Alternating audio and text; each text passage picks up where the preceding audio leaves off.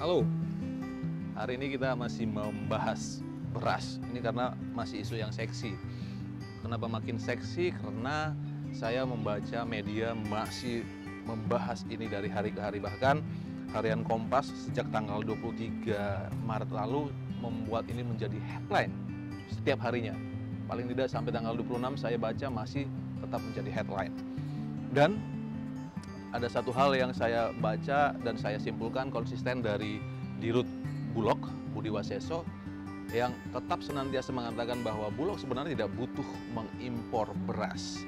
Kenapa? Karena beras yang diimpor oleh Bulog tahun 2018 yang diadakan dari Vietnam, India, dan Pakistan saat ini masih numpuk di beberapa gudang.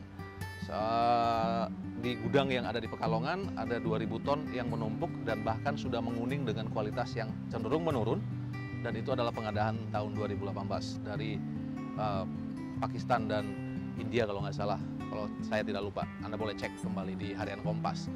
Dan yang kedua ada di Sidoarjo, lagi-lagi ada ribuan ton di sana yang juga tidak terdistribusikan, ada sekitar ribuan ton juga dengan kualitas yang tentu sudah menurun dan lagi-lagi menguning karena pengadaannya juga tahun 2018.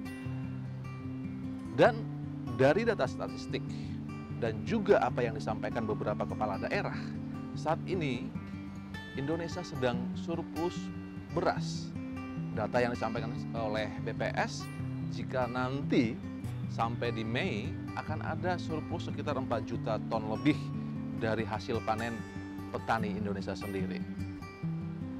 Saat ini sebelum impor direalisasikan saja, harga gabah di tingkat petani, harga gabah kering mengalami penurunan harga. Karena satu, sudah panen dalam skala yang besar. Yang kedua, isu bahwa akan ada impor dan spekulan mulai bermain. Dan kalau sudah begini, keberpihakan pada petani di mana?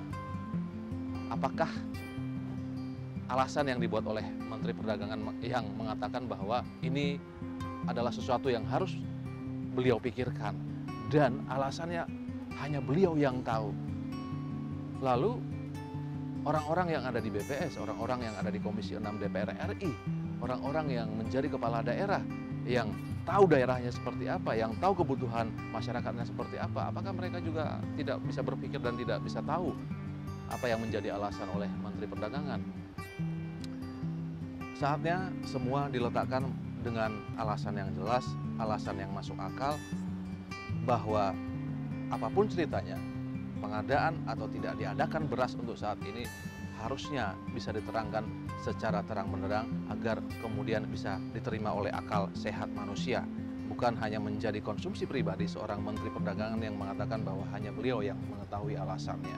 Karena Bapak Ibu yang ada di DPR tidak memikirkan apa yang beliau pikirkan. Wow.